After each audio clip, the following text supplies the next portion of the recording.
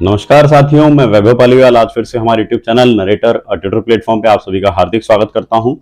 साथियों, पिछले वीडियो में हमने जो है फाइनेंशियल मैनेजमेंट अर्थात एफएम को स्टार्ट कर लिया था और एफएम के अंदर हमने जो है धन के अधिकतमकरण की अवधारणा अर्थात वेल्थ मैक्सिमाइजेशन के कॉन्सेप्ट को जो है वो समझ लिया था। एक साथी का मेरे पास में फोन आया और उन्होंने कहा कि बोले यार, आपको नहीं लगता कि थोड़ा सा कॉन्ट्राडिक्टरी है कि ये धन का अधिकतमकरण और वेल्थ मैक्सिमाइजेशन दो अलग अलग चीजें हैं? तो मैंने उनको कंक्लूजन वाइज केवल एक बात यही बोली कि राणा जी बोले बठे उदयपुर। राणा जी कौन? आरपीएससी। ये गूगल से ट्रांसलेट करते हैं तो इनकी जो है इंग्लिश और हिंदी भी जो है उस अकॉर्डिंग क्या हो जाती है, थोड़ी सी मिसमैच हो जाती है। चलिए अपन जो है बैक ऑन टॉपिक आ जाते हैं। साथियों, मैंने आपको जो है वेल्थ मैक्सिमाइजेशन का जो कॉन्सेप्ट था उसके अंदर मैंने आपको एक बात बताई थी कि हम जो है नेक्स्ट वीडियो के अंदर वित्त के स्रोत के बारे में जो है चर्चा करने वाले हैं। वित्त का स्रोत अर्थात हम बोल लेते हैं sources of finance. Sources of finance की हम लोग जो है आज बात करने वाले हैं। सोर्स मतलब तो हो जाता है सीधा सा स्रोत, ठीक है। फाइनेंस की अगर हम बात करें तो फाइनेंस क्या होता है साथियों? जब कभी हम किसी व्यापार को प्रारंभ करते हैं तो व्यापार को प्रारंभ करने के लिए और उसके संचालन के लिए, अर्थात देखिए मैंने क्या बात बोली कि एक तो हम बात कर लेते हैं व्यापार को प्रारंभ करना है और एक क्या करना है, व्यापार का संचालन करना है। एक तो हमको क्या करना है, व्यापार को स्टार्ट करना है। इनिशियल स्टेट पे हमको जिस फंड की रिक्वायरमेंट होगी उसकी बात हम करने वाले हैं, ठीक है। तो जो इनिशियल लेवल पे जो हमको जिस पैसे की आवश्यकता होती है उसको तो हम क्या बोल देते हैं, इनिशियल कैपिटल बोल देते हैं, ठीक बात है। और संचालन के लिए जिस पूंजी की हमें आवश्यकता हो जाती है उसको हम क्या बोल देते हैं, वर्किंग कैपिटल बोल देते हैं। जिसको हम क्या नाम दे देते हैं, कार्यशील पूंजी का भी नाम दे देते हैं। अर्थात मैंने क्या बात बोली है कि जो फाइनेंस होता है व्यवसायिक गतिविधियों को प्रारंभ करने के लिए और उनके संचालन के लिए जिस धन की आवश्यकता होती है, जिस पैसे की आवश्यकता होती है उसको तो हम क्या नाम दे देते हैं, वित्त, ठीक है। वित्त को जो है हम जो व्यापारिक भाषा होती है इसके अंदर क्या है, बड़ा फैंसी सा नाम दे देते हैं, उसको हम नाम दे देते हैं पूंजी का। पूंजी इसको हम क्या बोल देते हैं, कैपिटल बोल देते हैं, ठीक है। व्यापार को प्रारंभ करने के लिए जिस पूंजी की आवश्यकता होती है उसको हम क्या बोल देते हैं, इनिशियल कैपिटल, या इसको हम क्या बोल देते हैं, सीड कैपिटल। सीड मतलब बीज होता है, बीज किसी भी पौधे का बीज जो होता है उसको हम बोल देते हैं सीड कैपिटल। और जब कभी हम उस व्यापार को संचालन करने के लिए जिस कैपिटल की हमें रिक्वायरमेंट होती है उसको हम बोल देते हैं वर्किंग कैपिटल, ठीक है। दोनों क्या चीजें हैं मेरे हिसाब से समझ में आ गई होंगी। छोटा सा अपन एग्जांपल ले लेते हैं। मान लीजिए मेरे को जो है कोई एक दुकान खोलनी है, जूते चप्पलों की ही खोल लेते हैं अपन, क्या उसमें भी क्या बुराई है, ठीक है। तो मैंने जो है क्या करा, एक स्टोर ओपन करा और स्टोर ओपन करने के लिए मेरे को जो है 2 लाख रुपए मेरे पास में टोटल है, अवेलेबल कितना है, पूरा 2 लाख रुपया है। तो मैंने क्या किया, मान करके चलिए 1.25 लाख रुपए में तो जो है वो दुकान किराए पे ले ली, दुकान का एग्रीमेंट करवा लिया, जो एडवांस वगैरह देना था वो कर लिया और जितना माल मेरे को भरना था मैंने भर लिया। इसके अलावा और मैंने क्या करा, 75,000 रुपए जो है वो रख लिए किस फॉर्म में, वर्किंग कैपिटल के लिए। क्यों? क्योंकि मेरे को जो है आगे दुकान का संचालन भी करना है। संचालन इन द सेंस मेरे को जब कभी कोई नया माल मंगवाना होगा उसके लिए भी मेरे पास में कैश में अमाउंट होना चाहिए। मेरे को जो है दुकान का फर्दर मेरे को रेंट पे करना है तो उसके लिए मेरे पास पैसा होना चाहिए। दुकान का बिजली का बिल है पता, ठीक है। और इसके अलावा मैंने जो है मान के चलिए किसी को एम्प्लॉय रखा है ना, 1 या 2 बंदे मैंने जो है दुकान पे एज स्टाफ रखा है मैंने, तो उनको भी मेरे को सैलरी वगैरह पे करना है। उम्मीद है चीज समझ में आ रही है। मतलब कि व्यापार प्रारंभ करने के लिए जिस पूंजी की आवश्यकता हो वो तो कहलाएगी आपकी इनिशियल या सीड कैपिटल, और व्यापार को गतिमान बनाए रखने के लिए, संचालन करने के लिए उसका जिस पूंजी की आवश्यकता होगी वो कहलाएगी हमारी वर्किंग कैपिटल, ठीक बात है। उम्मीद है ये चीज आपको समझ में आई होगी, है ना। तो अब हर वो ऐसा स्रोत जहां से जो है मैं पूंजी को प्राप्त कर सकता हूं, हर ऐसा स्थान जहां से मैं क्या कर सकता हूं, पूंजी को प्राप्त कर सकता हूं, वो मेरे लिए क्या कहला जाएगा, सोर्स ऑफ फाइनेंस कहलाएगा। वो मेरे लिए जो है वो वित्त का स्रोत कहलाएगा, ठीक है। क्लियर है, समझ में आ गया होगा आपको। अब देखिए अपन क्या करते हैं, अध्ययन की दृष्टि से इसको जो है क्या कर लेते हैं, हम कुछ एक हेडिंग्स दे करके उनके अंडर क्या करते हैं, इसको समझने का प्रयास कर लेते हैं। जैसे हम क्या करते हैं कि जो सोर्स ऑफ फाइनेंस है, सोर्स ऑफ फाइनेंस को हम क्या कर लेते हैं, ये देखिए मैं लिख देता हूं यहां पे, वित्त के स्रोत, जिसको हम क्या बोल देते हैं, सोर्स ऑफ फाइनेंस बोल देते हैं, ठीक है। इसको मैं क्या करता हूं, समय अवधि के आधार पर, किसके आधार पर, टाइम पीरियड के आधार पर मैं इसको जो है 3 पार्ट्स में डिवाइड कर लेता हूं। देखिए पहला तो मेरा हो जाएगा अल्पकालीन। भाई हमारे सिलेबस में भी ऐसे ही दिया हुआ है ना, तो इसको क्या बोल देते हैं, शॉर्ट टर्म वित्त के स्रोत। ठीक है, एक हो जाता है मध्यमकालीन वित्त के स्रोत। ठीक है, और एक हो जाता है हमारा दीर्घकालीन वित्त के स्रोत। ठीक बात है। चलिए शॉर्ट टर्म, मिड टर्म और लॉन्ग टर्म हो जाएगा। अब शॉर्ट टर्म किसको बोलेंगे, मीडियम किसको बोलेंगे और लॉन्ग टर्म किसको बोलेंगे। तो देखिए जब 12 माह से कम की अवधि हो, जब अवधि कितनी हो, जब पीरियड कितना हो, 12 माह से कम अवधि के लिए हमें जो है पैसा अवेलेबल हो, ऐसा सोर्स तो क्या कहलाएगा, हमारा अल्पकालीन वित्त का स्रोत कहलाएगा। ठीक है, 1 से 3 वर्ष की अगर हम बात करें वो हो जाता है हमारा मध्यमकालीन। ठीक है, और जब हम क्या करते हैं 3 से और फिर लंबे टाइम पीरियड तक के लिए, मतलब नो लिमिट, मतलब 20, 30, 50 साल तक के लिए जहां से हमको पैसा मिल जाए, वो कहलाएगा हमारे लिए दीर्घकालीन। ठीक है, उम्मीद है समझ में आएगा। अब आजकल क्या है, जो मॉडर्न एरा के अंदर जो पढ़ाने लगे हैं उसके अंदर क्या करते हैं कि मध्यमकालीन और दीर्घकालीन को जो है वो जोड़ करके केवल एक बना दिया गया है, क्या, दीर्घकालीन। ठीक है, अब अल्पकालीन जो पैसा मिलता है हमको 12 माह से कम अवधि के लिए, इसको जो है हम किस किस काम में ले सकते हैं। तो देखिए कौन कौन किस किस काम में ले सकते हैं, या इसकी जो है उपयोगिता क्या होती है ना, इसकी इंपॉर्टेंसी क्या होती है, तो इसको हम यूज कहां कहां करते हैं। तो इसको हम क्या करते हैं साथियों, एक तो कार्यशील पूंजी जो होती है हमारी, कार्यशील पूंजी के प्रबंधन में, जो हमारी वर्किंग कैपिटल होती है उसके मैनेजमेंट में। मैंने अभी आपको बता दिया था कि जो मैंने 75,000 लिए थे शॉप के लिए, ठीक है, या मेरे को जो व्यवसाय के संचालन के लिए जिस पूंजी की आवश्यकता होती है वो क्या कहलाती है, कार्यशील पूंजी कहलाती है। तो कार्यशील पूंजी का अगर मेरे को प्रबंधन करना है तो उसके लिए मैं क्या करूंगा, अल्पकालीन वित्तीय स्रोतों की सहायता ले सकता हूं। ठीक है, और दूसरा एक हो जाता है व्यापार में तरलता बनाए रखने के लिए। तरलता मतलब होता है लिक्विडिटी। बिजनेस में अगर मेरे को लिक्विडिटी बना करके रखनी है तो भी जो है मैं किसकी हेल्प ले सकता हूं, वित्त के स्रोतों की हेल्प ले सकता हूं। ठीक है, इसमें एग्जांपल्स कौन कौन से हो जाएंगे हम जो है नेक्स्ट उसमें बात करने वाले हैं। एक बार पहले इन चीजों को समझ लेते हैं कि इनकी इंपॉर्टेंस क्या होती है या यूटिलिटी क्या क्या होती है, उपयोगिता है ना। जो पैसा हमने 1 से 3 वर्षों के लिए लिया, ठीक है, कहां से लिया बात करेंगे बाद में। ठीक है, ये कहां से लिया इसकी भी बात बाद में करेंगे, लेकिन अभी पहले क्या कर लेते हैं, उपयोगिता और इंपॉर्टेंसी की बात कर लेते हैं, महत्व की बात कर लेते हैं। मध्यमकालीन जो है इसको जो है हम कहां कहां पे काम में ले सकते हैं कि जो हमारी मशीन्स जो होती हैं, ठीक है, मशीनों के मरम्मत तथा रखरखाव हेतु, रिपेयर और मेंटेनेंस जो होता है मशीन्स का, उनके लिए क्या कर लेते हैं हम, मध्यमकालीन जो वित्त के स्रोत हैं उनकी सहायता ले लेते हैं। क्योंकि मशीनें खुद जो है करोड़ों में आती हैं, तो उनकी रिपेयर और मेंटेनेंस, मानिए चलिए कोई पार्टी खराब हो गई तो वही लाखों रुपए का आएगा। अब ऐसे में अचानक से हम जो है लाखों रुपए का जो है पैसों का अरेंजमेंट कहां से करें, तो हम क्या करते हैं कि जो मध्यमकालीन वित्त के स्रोत होते हैं उनके पास जाते हैं और उनसे जो है वहां से पैसा लेके आ जाते हैं। ठीक है, कहां से मिलता है बात करेंगे अपन। ठीक है, नेक्स्ट पेज के अपन जो है उसकी बात करेंगे। अब जो दीर्घकालीन स्रोत होता है, दीर्घकालीन जो हम पैसा चाहिए होता है वो क्यों चाहिए होता है, तो हमें क्या करना होता है, जब कभी नई परियोजना या नया प्लांट की स्थापना करनी हो, भाई करोड़ों रुपए की लागत लगने वाली है, ठीक है, तो हमें पैसा तो इतना सारा चाहिए कि जो है चाहिए भी बहुत सारा और चाहिए भी बहुत लंबे टाइम पीरियड के लिए। क्यों, क्योंकि अब जो हम नई परियोजना को सेटअप कर रहे हैं उसके तो सेटअप में ही मान लीजिए वर्षों लग जाते हैं, साल साल 2-2 साल तो उसके अंदर लग जाते हैं। नया प्लांट जो हम लगाते हैं उसके अंदर ही जो है करोड़ों रुपए का तो इन्वेस्टमेंट आ जाता है, और उसकी जो है क्योंकि कई बार क्या होता है मशीनरी जो है आपको बाहर से मंगवानी पड़ती है, ठीक है, और जो उसको एस्टेब्लिश करने की, उसको स्थापना करने की जो स्पीड है वो जो है काफी हद तक स्लो हो जाती है। ठीक है, नई परियोजना या नए प्लांट की स्थापना के लिए।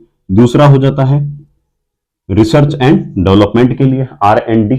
ठीक है, मतलब कि आप क्या कर रहे हो कि एक तो विकास और अनुसंधान अगर करना चाह रहे हो तो उसके लिए भी आपको जो है क्या होती है, दीर्घकालीन ऋण की आवश्यकता होती है, दीर्घकालीन वित्त के स्रोत की आवश्यकता होती है। और अगर आप जो है कोई पूंजीगत व्यय कर रहे हो किसी भी प्रकार का, पूंजीगत व्यय का मतलब होता है कैपिटल एक्सपेंडिचर। पूंजीगत व्यय या कैपिटल एक्सपेंडिचर क्या होता है साथियों? ऐसा व्यय जिसके माध्यम से हम क्या कर सकें, उस व्यय को करने के पश्चात जो है पैसा फर्दर कमा सकें। एग्जाम्पल, बड़ा छोटा सा एग्जाम्पल है। मान लीजिए मैं जो हूं एक प्रिंटर खरीद करके लेकर के आया। ठीक है, कंप्यूटर के साथ में आता है प्रिंटर, हम जो है कंप्यूटर के साथ में जो यूज होता है, आता तो क्या है। ठीक है, मैं प्रिंटर खरीद के लेकर के आया। उस प्रिंटर को अगर मैं खुद के डोमेस्टिक काम के लिए यूज में ले रहा हूं, ठीक है, मतलब कि मेरे को मेरा ऑफिशियल कुछ काम करना है उससे, और मैं उस ऑफिशियल काम को जो है करने के लिए कुछ जो मेरे को डॉक्यूमेंट्स रिक्वायर्ड होते हैं वो प्रिंट आउट निकाल लेता हूं, तब तो वो चीज क्या कहलाती है कि वो तो चीज क्या हो जाती है, अलग हो जाती है। ठीक है, लेकिन अगर मैं क्या कर रहा हूं कि प्रिंटर तो खरीद के लेकर के आया, लेकिन मैंने क्या करी, एक जेरोक्स की जो है उसके लिए शॉप ओपन कर ली है। मैं क्या कर रहा हूं, उससे प्रिंट आउट निकालता हूं। मैंने ई-मित्र का शॉप डाल रखा है और मैं वहां पर जो है उस प्रिंटर को परचेज करके लेकर के आया हूं। मतलब कि मैंने एक खर्चा तो किया, लेकिन खर्चा क्यों किया, ताकि उसको जो है मैं आय के स्रोत के रूप में कन्वर्ट कर सकूं, रूपांतरित कर सकूं। ठीक है, तब तो वो चीज क्या कहलाएगी, पूंजीगत व्यय कहलाएगा।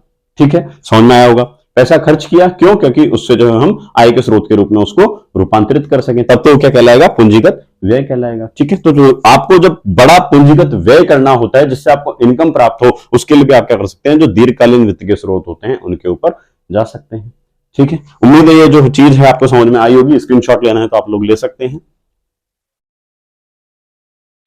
ठीक है, चलिए अब क्या हो जाता है, हम जो है इनके एग्जाम्पल्स देख लेते हैं, या हम जो है अल्पकालीन जो वित्त के स्रोत होते हैं, मध्यमकालीन जो वित्त के स्रोत होते हैं, और जो दीर्घकालीन वित्त के स्रोत होते हैं उनके बारे में चर्चा कर लेते हैं, है ना, कि इसके अंदर जो है कौन कौन सी चीजें आ जाती हैं।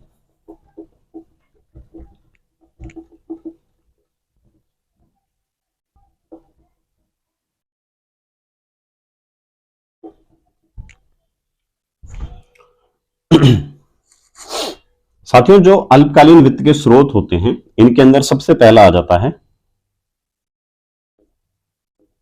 ग्राहकों से अग्रिम, एडवांस फ्रॉम कस्टमर। एक बार पहले सबके नाम लिख लेते हैं, फिर एक एक करके विस्तार से चर्चा भी कर लेंगे। दूसरा हो जाता है व्यापारिक साख। तीसरा हो जाता है लेटर ऑफ क्रेडिट, या जिसको हम क्या बोलते हैं, लेटर ऑफ गारंटी भी बोलते हैं। क्या होता है मैं बताऊंगा अभी आपको, बहुत विस्तार से अपन चर्चा करने वाले हैं हर किसी के ऊपर, पैनिक मत होइएगा। लेटर ऑफ क्रेडिट के बाद आ जाता है bank credit.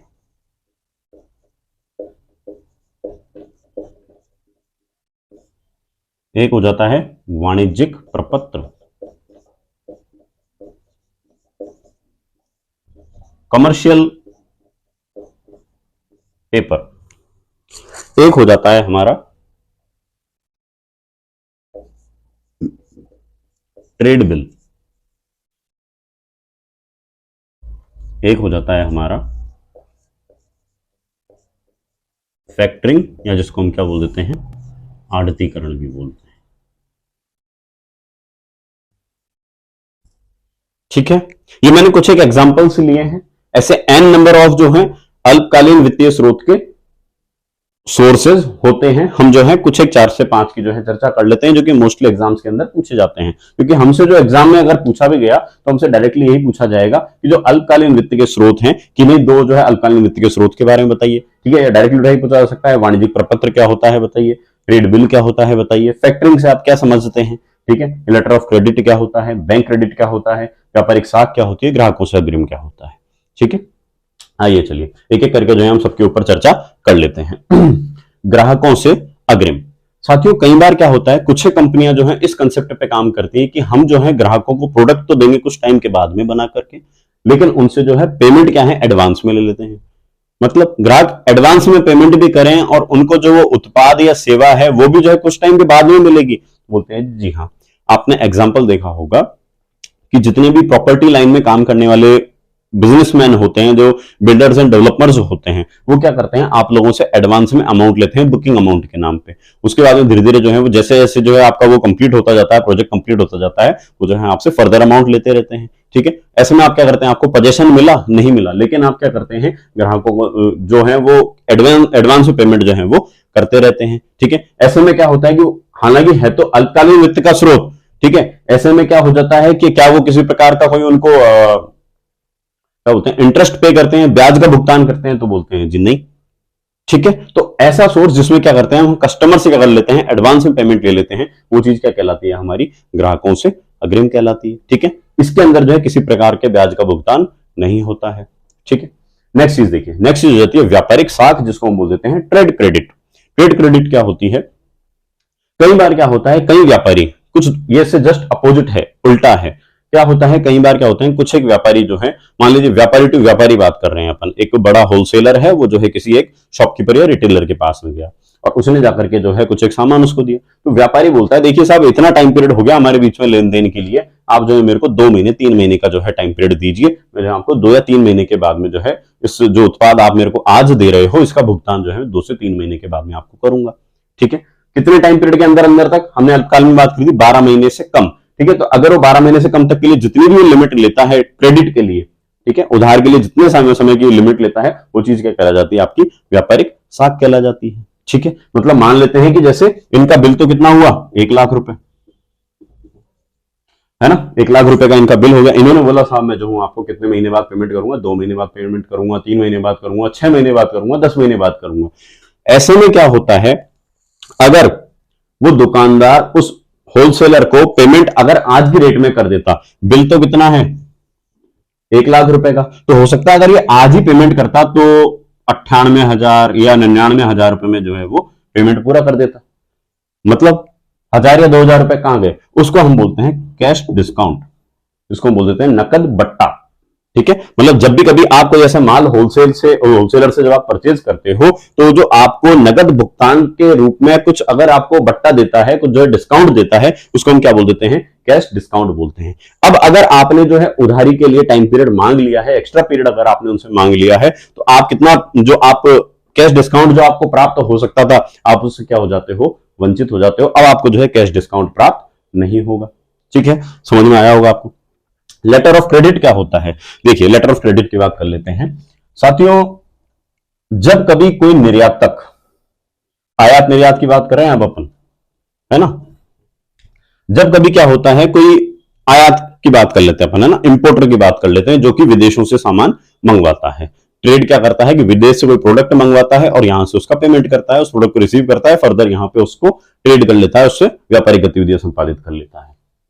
Letter of credit क्या होता है, जब भी कभी मान करके चलिए ये कोई एक व्यापारी है ए नाम का, और ये क्या कर रहा है कि व्यापार जो है यहां पे कोई एक कंपनी है, यूएसए बोल लेते हैं अपन, यूएसए में जो है कोई एक कंपनी है और इसमें जो है यहां से इसने कोई डील करी। ठीक है, डील करी, इसने इसको बोला कि बोले साहब ठीक है कि मेरे पास में ना ये 5 लाख रुपए का आप माल भेज दो। ठीक है, और माल जब रिसीव हो जाएगा मैं देख लूंगा कि किसी प्रकार का टूट फूट तो नहीं है। ठीक है, यहां से जब आपके यहां से यूएसए से डिस्पैच हो जाएगा और मेरे इंडिया में जब मेरे को रिसीव हो जाएगा, उसके बाद में जो है मैं आपको पेमेंट कर दूंगा। ठीक है, कंपनी बोलती है बात तो तेरी ठीक है कि माल भी तेरे को रिसीव हो जाए, टूट फूट भी नहीं हो, तो चेक करने के बाद में पेमेंट कर देगा, लेकिन अगर तू फ्रॉड निकला तो क्या, अगर तूने पेमेंट नहीं दिया तो क्या, हम कहां जाएंगे। यहाँ पे तो भाई साहब इंटरनेशनल लॉज और आ जाते हैं, हमारे यूएसए के लॉज अलग है, इंडिया के लॉज अलग हैं, हम कंप्लेंट करने जाएंगे कहां, एफआईआर कहां कराएंगे। ठीक है, बीच में कोई गारंटी देने वाला हो तो बात कर। तो बोले ठीक है, ए ने बोला अपना बैंक अकाउंट है पीएनबी में, ए जाएगा पीएनबी के पास, पीएनबी को बोलेगा बोले यार यूएसए की है ना कोई कंपनी है और मैं उससे माल मंगा रहा हूं 5 लाख का, वो दे नहीं रहे, वो उनको चाहिए गारंटी। पीएनबी बोलेगा ठीक है, मैं एक विश्वसनीय संस्था हूं इस देश की और मैं जो हूं आपको आपके नाम से क्या दे देती हूं, एक लेटर ऑफ क्रेडिट या लेटर ऑफ गारंटी दे देती हूं। और ये लेटर ऑफ क्रेडिट या गारंटी जो है किसको दे देते हैं, ये जो यूएसए बेस्ड जो कंपनी है इसको दे देते हैं। ठीक है, तो इस तरीके से क्या हो जाता है कि जो है वो माल रिसीव हो जाता है। ठीक है, इसी प्रकार का जो है कुछ एक फ्रॉड जो है वो किसने किया था, आप जो नीरव मोदी भाई साहब जो है उन्होंने किया था पीएनबी बैंक के साथ में। मतलब कि जब मान लेते हैं उन्होंने 5 लाख का ही माल मंगाया, लेकिन उनकी कंपनी असेट, उनके जो पूरा नेटवर्थ वगैरह थी वो 2 लाख रुपए से ज्यादा नहीं थी, ठीक है। लेकिन अब जब आपकी लिमिट तो 2 लाख रुपए तक की है, व्यापार तो 2 लाख तक का ही करवा सकते हो, क्रेडिट नोट तो आप जो 2 लाख तक का ही लिखवा सकते हो, आपने 5 लाख का कैसे लिखवा लिया? तो इन्होंने क्या किया था एक्चुअल में, जो इनकी उसके हिसाब से क्या बोलते हैं उस चीज को, जो स्टैंडर्ड्स थे, है ना, उन मानकों से जो है ज्यादा का लेटर ऑफ क्रेडिट जो है वो इशू करवा लिया था पीएनबी बैंक से, ठीक है। तो ये जो है चीज क्या हो जाती है, लेटर ऑफ क्रेडिट या लेटर ऑफ गारंटी हो जाती है, ठीक है। समझ में आया होगा आप लोगों को। नेक्स्ट चीज आ जाती है हमारी बैंक क्रेडिट। बैंक क्रेडिट क्या होती है? बैंकों से जो उधार लिया जाता है वो क्या कहलाता है? हमारा बैंक क्रेडिट कहलाती है। देखिए, बैंक क्रेडिट जो है साथियों, ये होती है 3 प्रकार की। एक तो हो जाती है हमारी कैश क्रेडिट, इसको हम क्या बोल देते हैं? नकद साख बोल देते हैं। एक बोल देते हैं हम क्रेडिट लिमिट, और एक हो जाता है बैंक ओवरड्राफ्ट, बैंक ओडी, ठीक है। कैश क्रेडिट क्या होती है साथियों? जब कभी हम किसी सामान को गिरवी रख करके बैंक से अल्पकालीन ऋण प्राप्त करते हैं। कौन सा ऋण? अल्पकालीन ऋण। किससे प्राप्त कर रहे हैं? बैंक से प्राप्त कर रहे हैं। किस चीज को? किसी चीज को गिरवी रख करके जब हम किसी अल्पकालीन ऋण को प्राप्त कर रहे हैं, तब तो क्या कहलाएगा? वो कैश क्रेडिट कहलाएगा, ठीक है।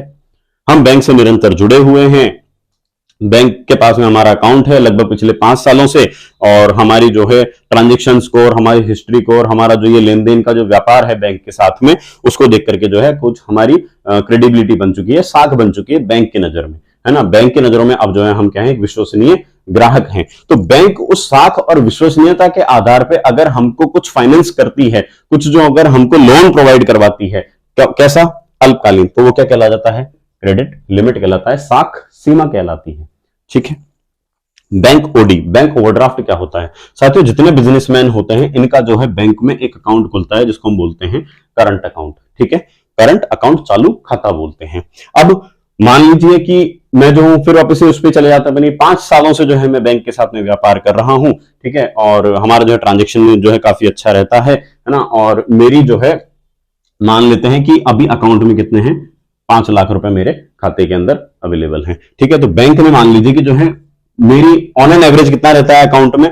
5 लाख रुपए रहते हैं मेरे, ठीक है। तो बैंक ने मान लीजिए कि इसका जो है @10% जो है बोल रखा है, आप जो है साहब क्या कर सकते हो? ओडी ले सकते हो। ओडी का मतलब क्या हो सकता है? ओवरड्राफ्ट का मतलब यह होता है कि आपके जो 5 लाख हैं, जब आप खाते में से पूरे निकाल लोगे तो आपके बैंक अकाउंट में बचेगा कितना?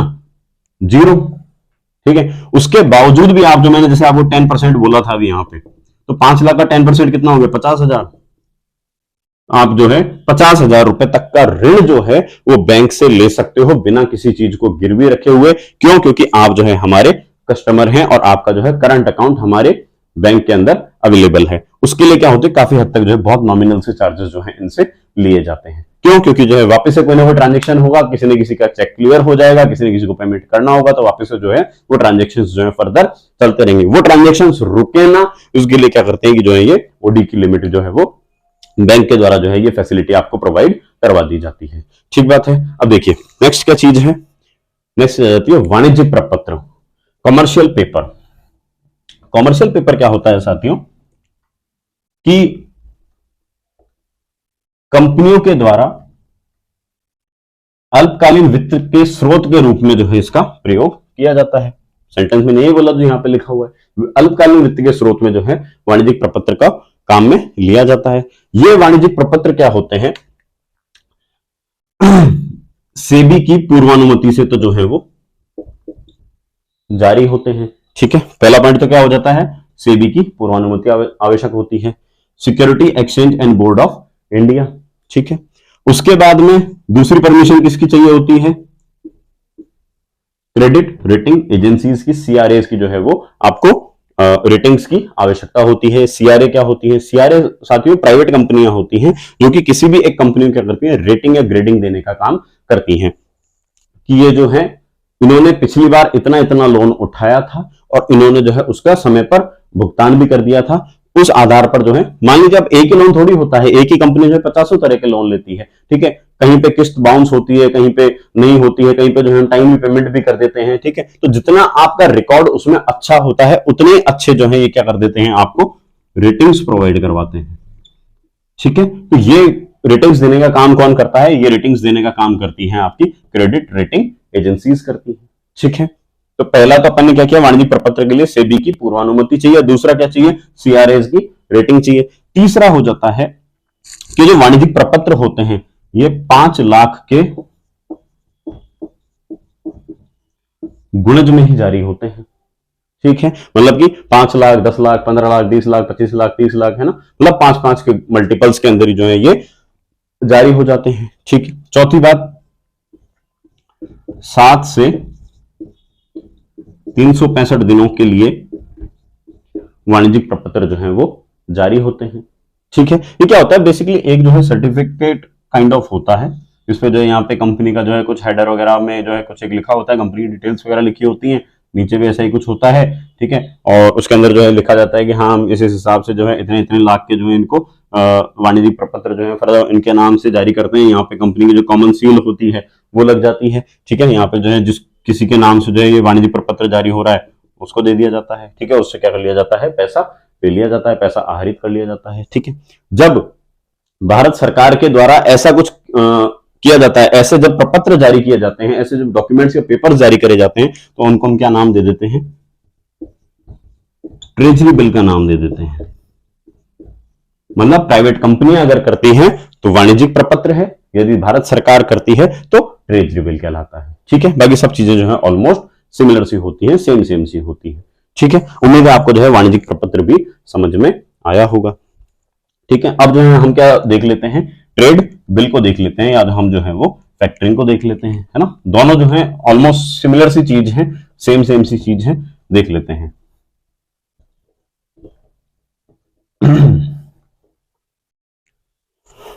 ट्रेड बिल साथियों, यह है पार्टी ए, यह है पार्टी बी, ठीक है। एक मिनट, ये हो जाती है पार्टी बी और ये हो जाती है पार्टी सी, 3 पार्टियां ले लेते हैं अपन, ठीक है। इन दोनों के बीच में जो है वो क्या हुआ, ट्रेड हुआ, मतलब कि व्यापार हुआ, है ना। इन्होंने जो है इसको गुड्स एंड सर्विसेज दिए, ये क्या करेगा, इसको पेमेंट देगा। लेकिन क्या करा, इसने सामान तो ले लिया, गुड्स और सर्विसेज तो हम इसने प्राप्त कर लिए बी ने, किससे, ए से।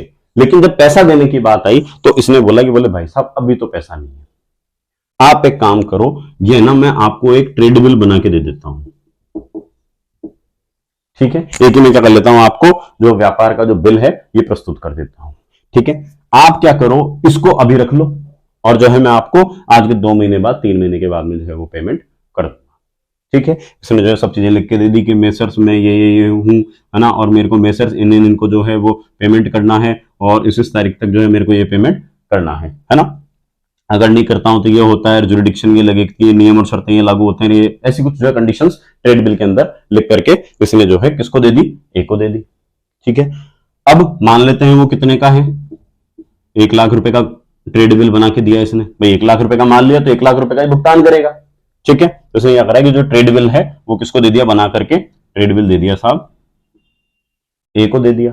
अब ए को जो है पैसों की रिक्वायरमेंट है, ए ने क्या करा कि कोई वित्तीय संस्थान ढूंढा, वित्तीय संस्थान में बैंक भी हो सकता है, ठीक है, और जो भी कोई ऐसी कंपनी जो कि वित्त के क्षेत्र में कार्य करती है वो भी हो सकती है, भाई नॉन बैंकिंग फाइनेंशियल कॉर्पोरेशंस भी हो सकते हैं, एनबीएफसीज भी हो सकती है, ठीक है। ए ने क्या किया कि इस ट्रेड बिल को उठाया, गाड़ी में डाला और लेकर के कहां गया, सी के पास। इस वित्तीय संस्थान को जाकर के बोलता है कि साहब ये जो बी है, बी का ये ट्रेड बिल पकड़ो और अपने को क्या करो कि जो है 1 लाख रुपए का भुगतान कर दो, ठीक है। बोला बोले मैं क्यों दूं, बोले साहब एक काम करो, आप मेरा पेमेंट बनता है 1 लाख रुपए का, मैं उसको कैश डिस्काउंट दे देता 1 लाख रुपए में से, जो भी मेरे हिसाब से बनता 2%, 2.5%, 5%, जितना भी बनता मैं उसको पे कर देता। वो जो उसको कैश डिस्काउंट में देता वो आप रख लो, आपके चार्ज के रूप में हो जाएगा। आपके पास में 1 लाख रुपए यूं ही तो रखा है, अकाउंट के अंदर ऐसे कैसे ही तो रखा है, वो आप मेरे को दे दो और आज आप मेरे को दे दोगे, 2 महीने 3 महीने के बाद में वो दे जाएगा आपको, ठीक है, आप उससे ले लेना। अब आप जब उससे ले लोगे तो आपको बेनिफिट क्या हो रहा है कि वो जो मैं उसको कैश डिस्काउंट देने वाला था वो आपको मिल जाएगा, ठीक है। मान लेते हैं अपन ने जो अभी कैश डिस्काउंट की यहां पे बात करी थी ऊपर, उसी की हम बात कर लेते हैं कि जैसे इसने क्या करा, 1500 रुपए का जो है वो बेनिफिट हो गया 3 लाख रुपए में, ओ सॉरी 1 लाख रुपए में, कितने में, 3 महीने के अंदर अंदर, ठीक है। तो बैंक क्या करता है ऐसे में, ये जो आपका ट्रेड बिल है इसको रख लेता है, और रखने के बाद में क्या करता है, इसको 1 लाख रुपए का भुगतान की जगह पे कितना कर देता है, मान लेते हैं 98,500 रुपए का पेमेंट कर देता है, ठीक है। ये जो यहां से इस ट्रेड बिल को उठा के लेकर के गया, इस चीज को हम क्या बोल देते हैं, डिस्काउंटिंग या बुनाना। और यही प्रोसेस क्या कहलाती है, ये जो इस काम को यहां से यहां तक लेकर के जाने की जो चीज होती है, इसको हम क्या नाम से भी जानते हैं, फैक्टरिंग के नाम से भी जानते हैं, ठीक बात है। अब फैक्टरिंग वाली जो प्रोसेस होती है, इसके अंदर क्या होता है, कुछ टाइम पीरियड को लेकर के थोड़े से लिमिटेशंस होते हैं, हम जो है कल जब चर्चा करेंगे तो जो है मैं फैक्टरिंग से आपको इस चीज को आगे फर्दर एक्सप्लेन कर दूंगा। उम्मीद है यहां तक जो है आपको ये चीजें समझ में आई होंगी। कल हम जो है फैक्टरिंग के थोड़ा सा इसको ट्रेड बिल के साथ में डिफरेंशिएट करते हुए, थोड़ा सा मेरे को भी इसमें कंफ्यूजन है, इसको अपन जो है क्लियर करते हुए मध्यमकालीन जो ऋण होते हैं और जो दीर्घकालीन जो वित्त के स्रोत होते हैं, इनके बारे में विस्तार से चर्चा करेंगे। उम्मीद है ये जो आपको फाइनेंशियल मैनेजमेंट का सेकंड टॉपिक है, वित्त के स्रोत जो है वो सही ठीक तरीके से समझ में आया होगा। मिलते हैं हम लोग हमारे नेक्स्ट वीडियो के अंदर। Thank you so much.